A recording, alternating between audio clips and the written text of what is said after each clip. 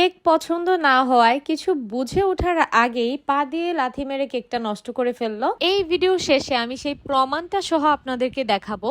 তো যাই হোক, চলেন আজকের এই কেকটা নিয়ে কিছু কথা বলি। কেকটা ছিল হাফ পাউন্ডের মধ্যে চকলেট ফ্লেভারের কেক, আর এটা একটা থিম কেক। এটা হচ্ছে স্পাইডারম্যান থিমে আজকে আমি করে দেখাবো খুবই সিম্পল ভাবে, একদম সহজ উপায়ে। আপনারা যারা একদম বেকিং এ নতুন তারাও কিন্তু চাইলে এই ডিজাইনটা রিক্রিয়েট করতে পারেন। তো কেকটাকে এখানে আমি হালকা একটা স্কাই ব্লু কালার দিয়ে প্রথমে ফিনিশিং দিয়ে নিচ্ছি। আর এই ফিনিশিং এর ব্যাপারটা আমি সবসময় যেটা বলি যে ক্রাম কোটিং করে রেখে আধা ঘন্টা তারপর হচ্ছে ফিনিশিংটা দিলে ভালো হয়, মানে ফাইনাল ফিনিশিং এর কাজটা করলে। কারণ দেখা যায় ক্রাম কোটিং এর সময় তাহলে আমাদের ফ্রিজে কেকটা সেট হয়ে যায়, ভেতর থেকে আর কেকের গুঁড়িটা উঠে আসে না। বাট তারপরেও দেখা গেছে কিছু সময় আমাদের অর্ডারের অনেক বেশি চাপ থাকলে তখন আর এতক্ষণ ফ্রিজিং করে করে তারপর কাজ করা পসিবল হয় না। যাই হোক, এখানে আমার কেকটা মোটামুটি কিন্তু ফিনিশিং দেওয়া কমপ্লিট হয়ে গেছে। আর এখন এখানে আমি একটা স্পাইডারম্যানের যে নন এডিবল টপার সেটা ব্যবহার করছি।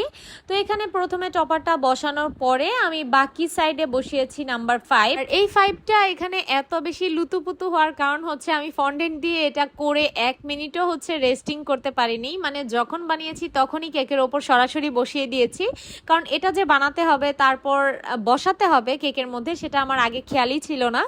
তো যাই হোক, পরবর্তীতে এভাবেই জাস্ট বসিয়ে দিয়েছি। আর এখন এক সাইডে আমি এরকম চকলেট গানাশ দিয়ে, এটাকে কি বলে আমি জানি না সঠিক, যাই হোক আমি আমার ভাষাতেই বলি, মানে স্পাইডারম্যানের যে জালটা থাকে আর কি ওটা করতেছি। তো প্রথমে আমি ভেবেছিলাম যে এরকম 2টা লেয়ারেরই থাকবে, মানে 2টা ভাগই থাকবে।